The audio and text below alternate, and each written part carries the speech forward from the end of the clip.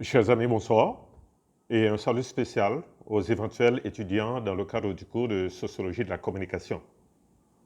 En effet, nous le savons tous, nous vivons aujourd'hui dans une société extrêmement dynamique, mobile, et les nouvelles technologies de l'information et de la communication nous dépassent chaque jour et nous obligent à avancer à pas de course.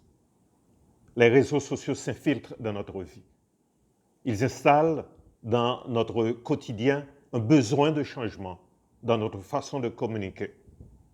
Aujourd'hui, la communication ne se repose plus sur les moyens traditionnels, naturels. Et c'est ainsi qu'on est passé de la communication interpersonnelle à la communication de masse, la communication impersonnelle, et jusqu'à ce que nous vivons aujourd'hui, les nouvelles technologies de l'information et de la communication. Et avec l'Internet, le monde n'est plus un village global. C'est l'instantanéité planétaire que nous vivons. Et la communication devient, dans notre budget, un item à part. Un parcours à travers les différentes théories behavioristes, fonctionnalistes et autres nous aidera à comprendre l'impact de la communication sur nous-mêmes et surtout sur nos rapports avec les autres.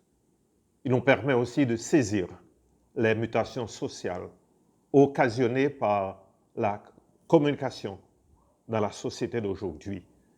Et quand nous parlons de communication et de sociologie de la communication, nous n'allons pas voir seulement les rapports de la sociologie et de la communication, mais tout ce que ces deux sciences impliquent aussi dans notre façon de vivre, dans notre habitude. Et dans le cadre de ce cours, vous aurez 3 intervenants, le professeur Schwartz Coulange-Méronnet, docteur en sociologie, spécialisé en sociologie du développement.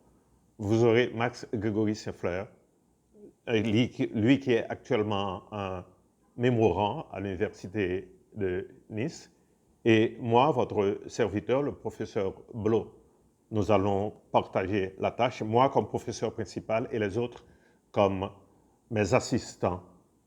Dans le cadre du cours comme évaluation, en fin de compte, on aura à faire des résumés de texte, des travaux de recherche personnels sur le terrain, des travaux de réflexion, des quiz parfois, et aussi peut-être quelque chose que nous appelons une évaluation finale. Mais c'est l'ensemble de tout ce qu'on aura fait comme travail, comme démarche intellectuelle, académique. C'est cet ensemble qui nous permettra d'évaluer chaque étudiant et de vous conférer une moyenne qui vous permettra justement d'avancer dans le cadre de votre formation. Et cela aussi sera crédité dans le cadre de votre parcours à la Faculté des sciences humaines au département de communication. En attendant, nous vous remercions de nous avoir écoutés. Nous vous remercions de vous être inscrits à ce cours et ensemble, nous allons faire un bout de chemin ensemble. Bienvenue et mettons-nous au travail. Merci à vous tous.